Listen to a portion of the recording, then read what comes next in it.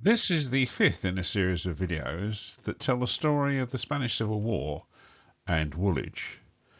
And in this one, I'm going to concentrate on a very brief history of the course of the Spanish Civil War.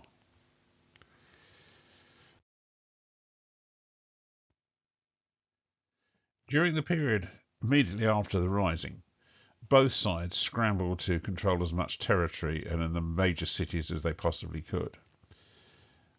Operating from their base in Seville, the nationalists sent forward a number of motorized columns, usually comprising members of the Spanish Foreign Legion, regulares, sometimes with members of the Civil Guard, sometimes with members of the National Syndicalist Blue Shirt Militia.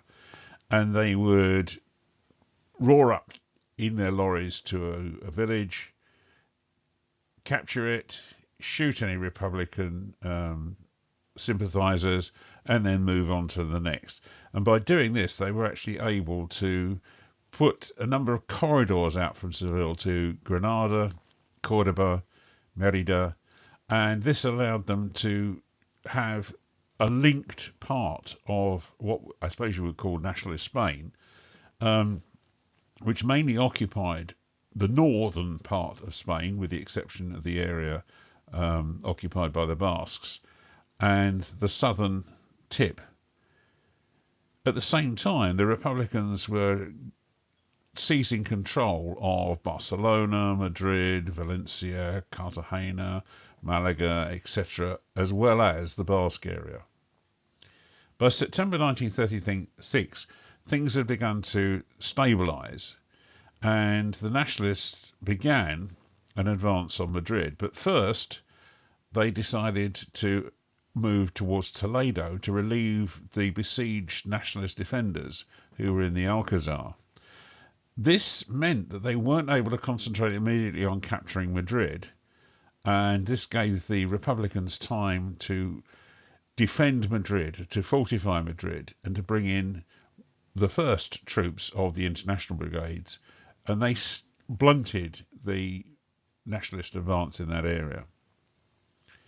Subsequently, the nationalists decided to pinch out the one remaining Republican area on the border with Portugal, based around Badajoz, and then to advance into the area occupied by the Basques. This is very much typical of the sort of tactics adopted by the nationalists, which was basically to bite and hold, bite and hold.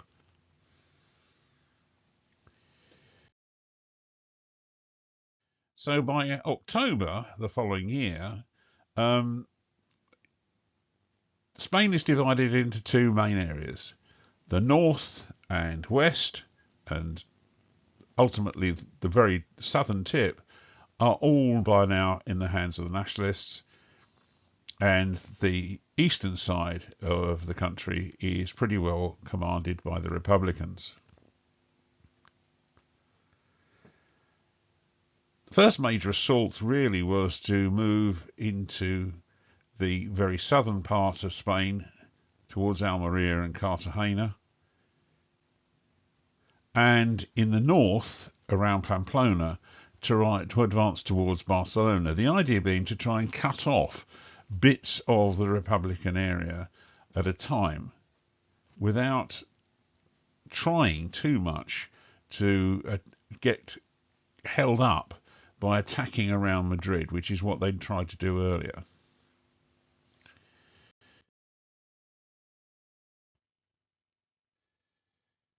The attack in the north was very successful and eventually cut off Catalonia from the rest of Republican Spain. And this really began to mark the beginning of the end of the Spanish Civil War, because the industry around Barcelona had helped to keep the Republican military machine going. You also saw greater and greater control by the communists of all the Republican areas, and in actual fact there was fighting between the Marxist POUM and the communists in Barcelona in a sort of mini civil war, which saw the destruction of the Poom.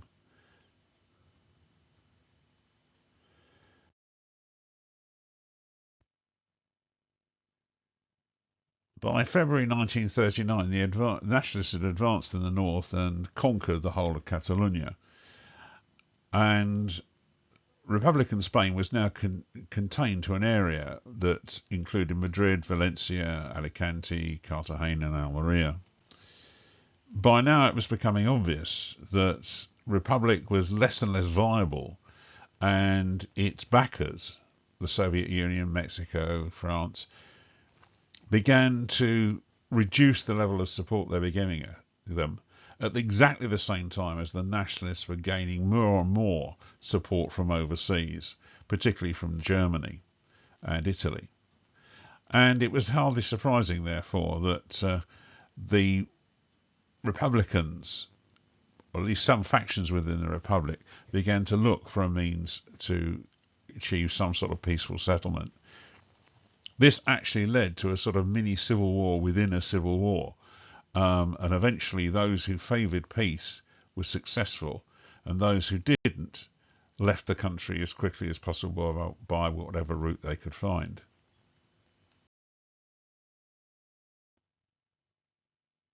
The war eventually came to an end, appropriately enough, on April Fool's Day 1939, when Franco acknowledged the surrender of what remained of the Republican forces.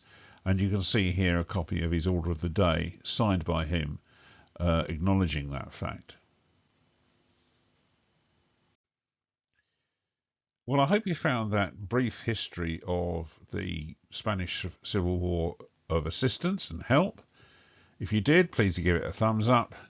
And if you haven't already done so, please consider subscribing to this channel for more content of this nature. Thank you very much for watching, and have a good day.